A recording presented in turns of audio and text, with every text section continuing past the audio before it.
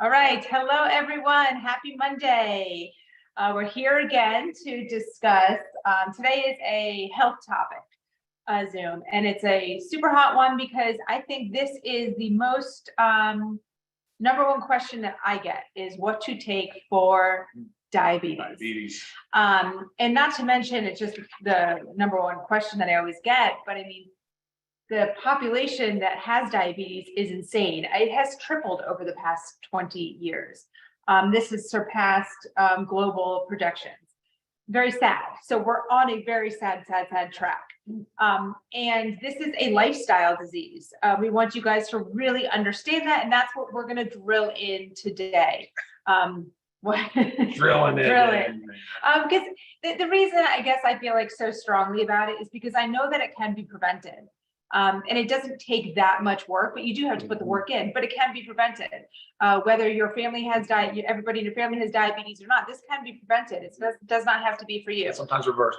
And so sometimes reversed, exactly. So a lot to talk about. So I'm going to let Ryan start to dig in and open it up with diabetes, and we'll take from there. Yeah, it's like I'm going to try to keep it lighthearted in a way and jovial because it's such a doomy and gloomy topic.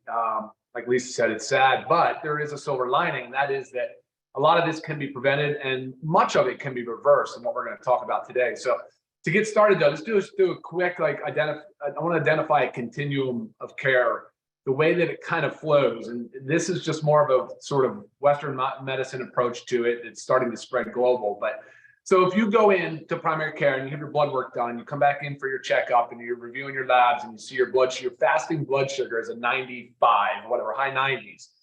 Not much is said, if at all. Come back and it's 115. I'm not even sure much is said then either. Although that range at 115, you are now pre-diabetic. At the 95, you're on the high end of normal. And then in the 115 range, you're certainly a pre-diabetic. And many providers really won't dig in at that time, surprisingly. So then you come back, nothing can really be done. They're not going to prescribe anything or do anything or really consult on it. Then you're going to come back and it's going to be 126 milligrams per deciliter, which, according to our, medical guidelines, you are now clinically type 2 diabetic. Again, I'm really kind of drilling in on the type 2 diabetes. Today, we're going to discuss insulin resistance and type 2 diabetes. There's also a continuum there. You can be insulin resistant and not diabetic, but of course, type 2 diabetics do have some insulin resistance, of course. So, but that example though, that example of now you're at 126 milligrams per deciliter, now you can receive medical care. So now you'll get a prescription. Now you'll get a follow-up appointment. And and there's your kind of cycle, right? And that's where most people get stuck. They do get told that there's opportunity to make changes in lifestyle, but they don't typically receive any real intensive instruction. Right, or an intervention, prevention. Right. Say at the 95 mark, hey, look, Susie, you're creeping up there. So let's do a little bit of lifestyle modification so we don't get higher and reach that diabetes to diabetic range. Yeah, sure. So, all right. So from insulin resistance all the way to type 2 diabetes, we're not going to talk about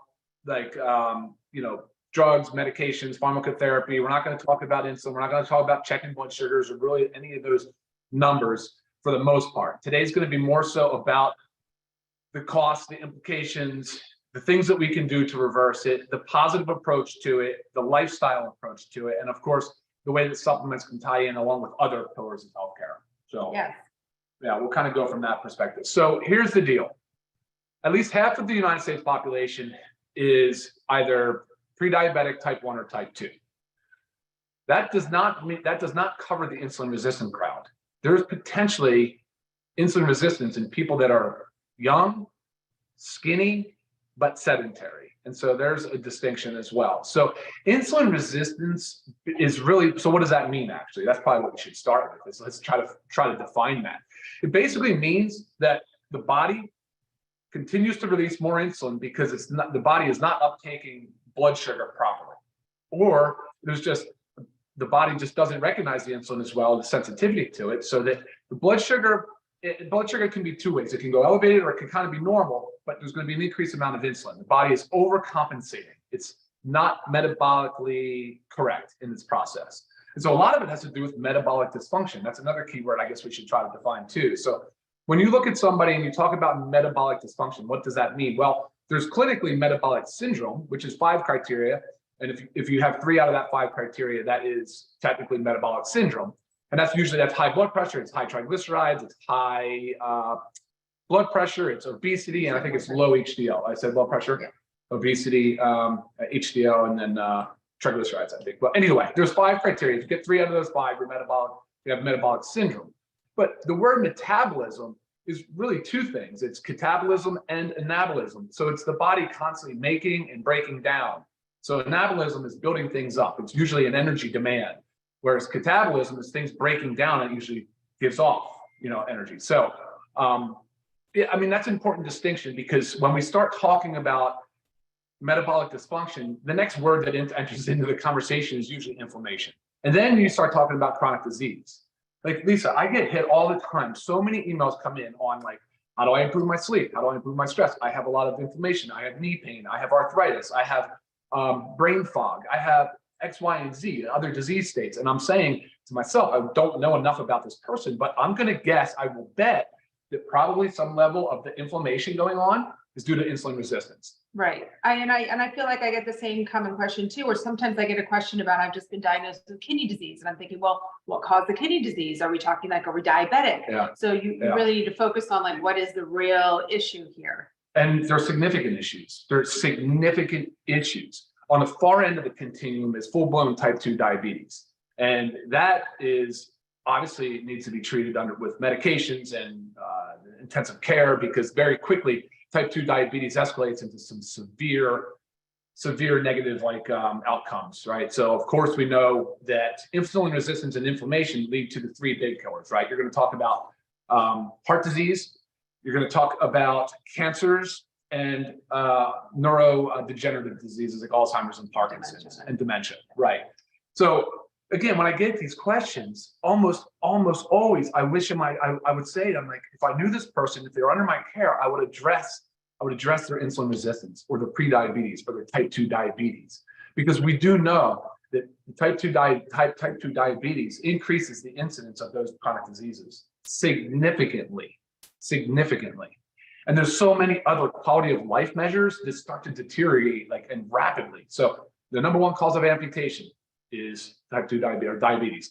Number 1 cause of kidney disease, diabetes. Number 1 cause of retinal disease, so like vision loss, diabetes. It's because the body is not able, the high levels of sugar are just so inflammatory. The cells that are not able to take up the sugar properly and conduct the metabolism. And so there's so much inflammation. I mean, that's those little blood vessels we just described, right? So, I mean, the outcomes are poor, but again, the silver lining in this whole thing is the fact that we can change, we can make lifestyle changes, and we can alter the course of this really, really debilitating and costly disease.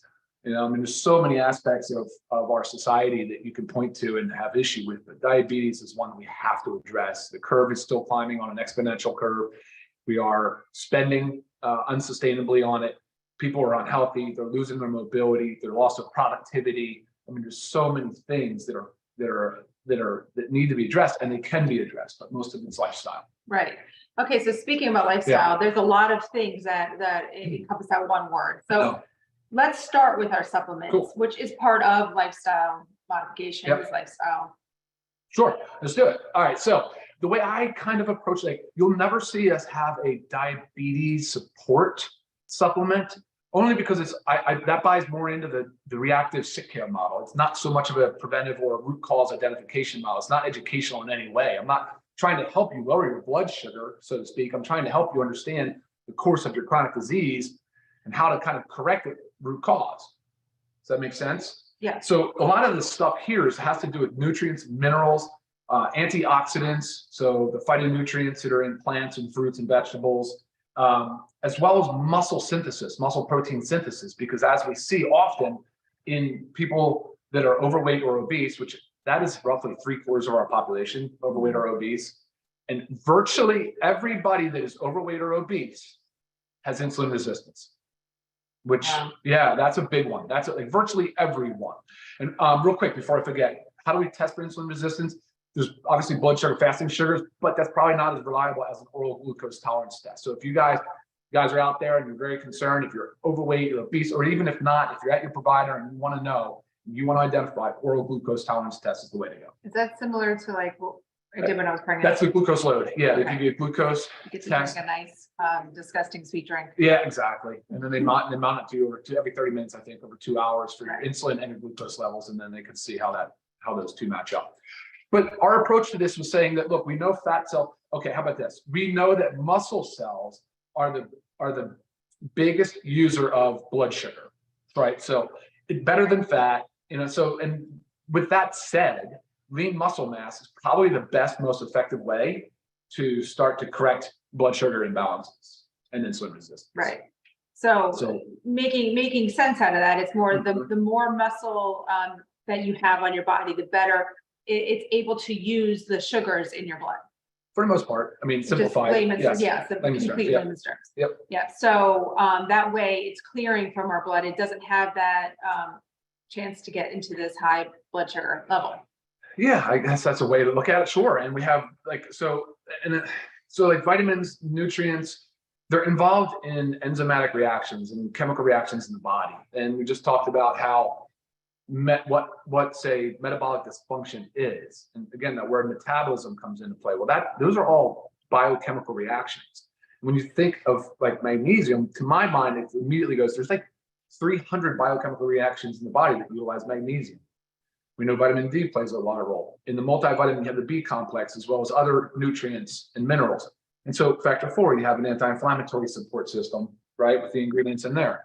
And then you add in the muscle protein synthesis stuff. You have the amino acids, the protein. And then I said phytonutrients. So the reds and the greens, packed, loaded, full with phytonutrients and antioxidants. And antioxidants, I don't know how many antioxidants there are, but there's a lot. There's a lot. So the more broad range of antioxidants you can get, the better.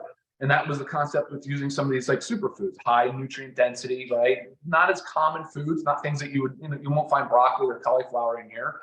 But that's the concept, right? Is to help, because again, in that inflammatory process, the body's generating a lot of free radicals. And so you want the antioxidant as to combat all of that free radical damage that can be done. Right. Yeah. And basically what we have here, we've just pulled out our ultimate wellness pack. Okay. And because again, ultimate wellness, like that's the goal here. It's metabolic homeostasis. Like you've got to be consuming all this stuff so your body is getting what it needs and it can thrive, it can work for you. Being deficient in just one vitamin or mineral can cause a whole slew of issues within your body. So you've got to think about that. It's not hand picking, well, which one do I need for my diabetes? Guys, this is all whole health. You're changing your lifestyle here, right? We are preventing this or we are trying to reverse this. You need this stuff. In addition to supplements, right? There are other things. We can even since we're just talking about nutrition, we can just go straight into the diet side of it. Okay, sure.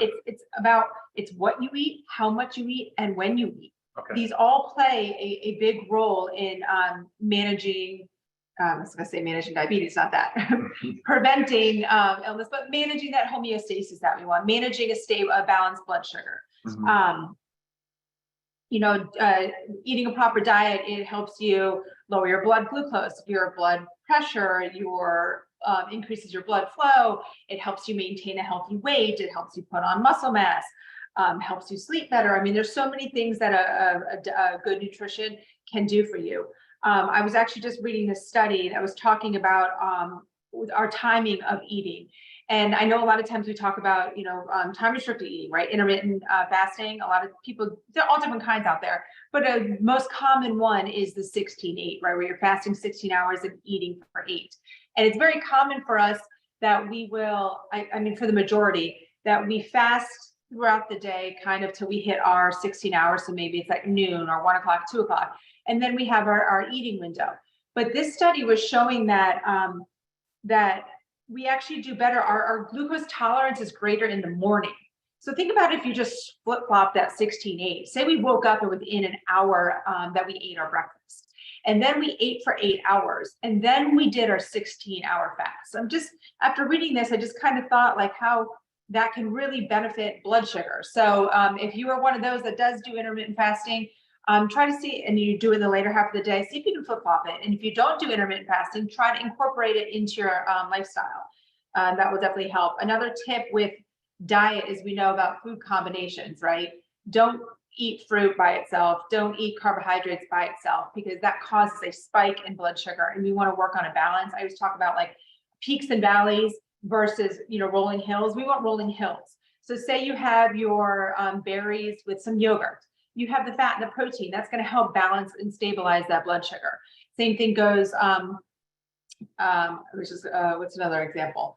Toast. If you want a piece of toast, put some avocado on there, right? You have your avocado toast. That's going to help balance your blood sugar. So little tips there. You'll eat sometimes differently in a state of health or a state of disease, right? Like if you have a full-blown type 2 diabetes, you're really trying to make corrective action. You probably, even though some fruits, and we're talking about natural sugars now, some fruits are lower than others. There's still a time where you like, if you're really trying to kick and get out of diabetes, you really need to definitely avoid added sugars.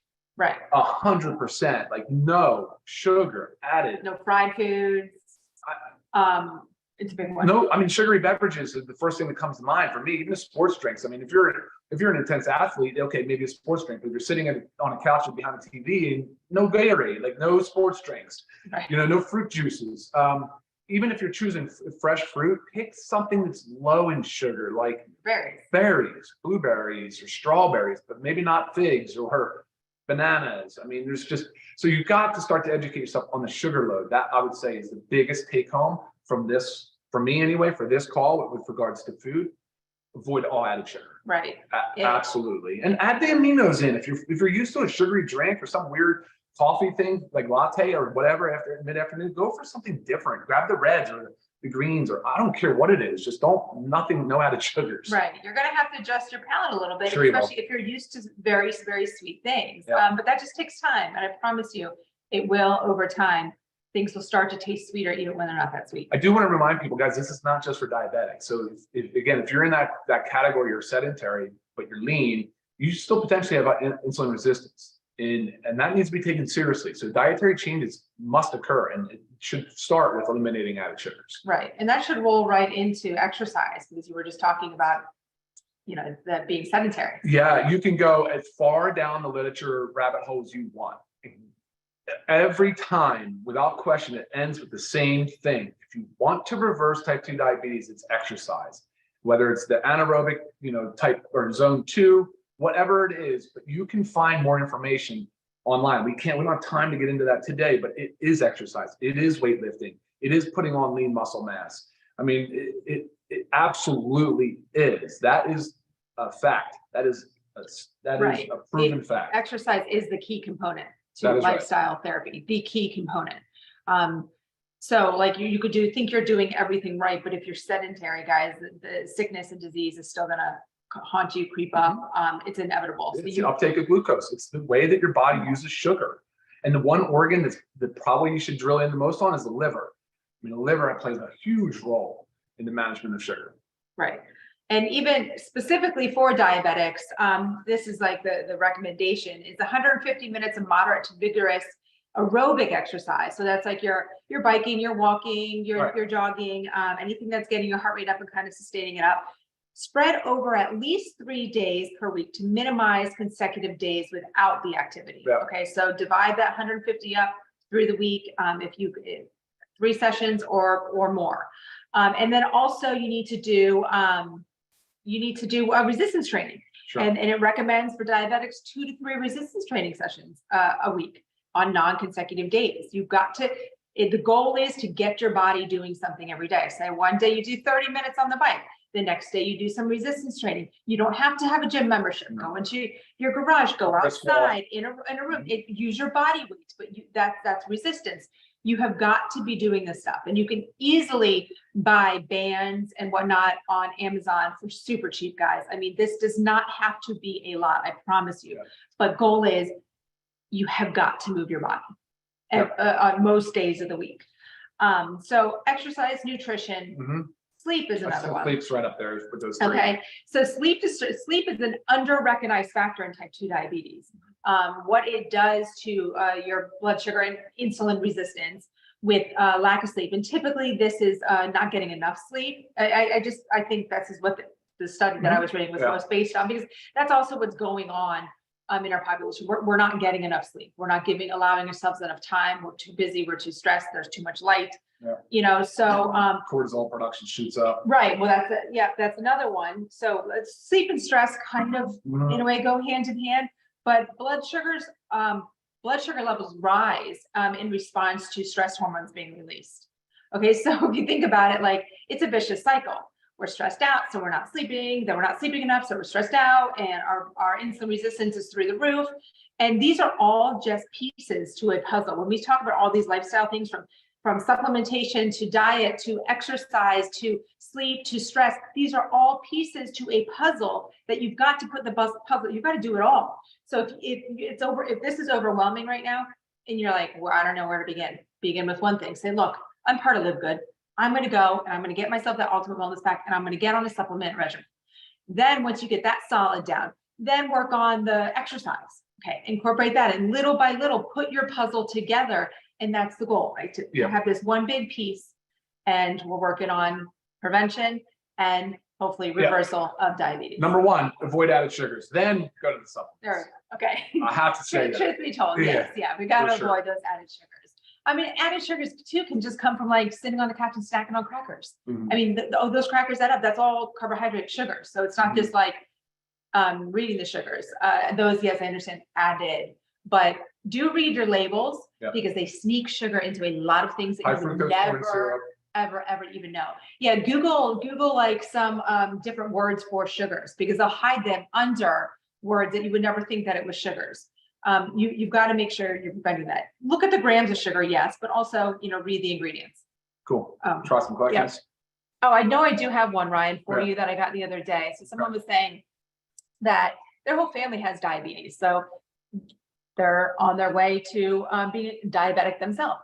We always know that your genes are not your destiny. Sure, yeah.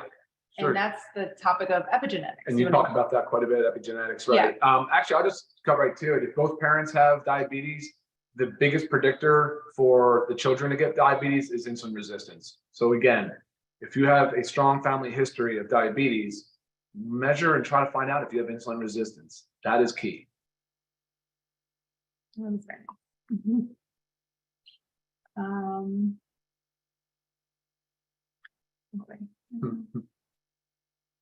Oh, nice. 13 miles on a stationary bike. You go, Pam. Tear it up. Love it. But that's such a great thing. So like, okay, look, you have a 20 to 30-minute Zoom you're about to watch. Right. Get on a bike, walk, put it in your, headbuds in your ear and go for a walk outside. Cleaning the house is exercise. Yes, move your body, but also remember we need, I'm very big on this. I love activities of daily living. Okay, we're cleaning, we're doing this, we're moving, maybe we're working outside for a little bit. Activities of daily living, those are important, but we also need to have structured exercise. You've got to make a point to think, I am doing my 30 minutes of cardio today. Tomorrow I'm doing my 30 minutes resistance training. It has to be structured to really be effective. I don't know if that was one you wanted to, I know it's hard because we're not talking about type 1. I'm avoiding pharmacotherapy questions. Okay. I don't want to go there. I have 5 holistic centers, and these are the greatest products ever. Awesome. Thank you, Jenny. All right. So, yeah, that's it. So I would say too, there's a group that we started on Facebook, right, Lisa? Can you comment on that? Because it's just really about encouraging and promoting active lifestyle. Yes. So the goal with this, guys, is we just want to get more people out there using our products in a healthy way, active way. So it's Living Good with Ryan and Lisa. And it's really just to motivate others, motivate yourself, share how you're using our products to better your life. Whether it's, honestly, whether it's the new sleep patch to help you get that solid sleep that you need, so then you can exercise tomorrow because you haven't been able to exercise because you're not sleeping and you're tired. Whatever it is, we're all working on improving ourselves. And it's nice to share it with others so we can not only get ideas from others, but just the energy and the motivation is a huge part of it. So it's really not designed for like questions and whatnot. It's really just to share. Hey, just post a picture of you exercising and moving. Right, Yeah. mixing your aminos and then going out for sure. a walk. You know, it's just share how you are bettering your lifestyle with LiveGood. Absolutely. Okay, We'd awesome. love to see it. All right, we're at 25 minutes in. Okay, that's pretty good because this one I feel like we could get going and going and going. But guys, yeah, so puzzle pieces, start somewhere and then put that puzzle together so we can work on preventing diabetes. Eliminate added sugars. Start there. Please. All right, guys. Any further questions, go ahead and shoot me an email. Thank you so much for watching. You guys have a wonderful week. Yeah. Bye now.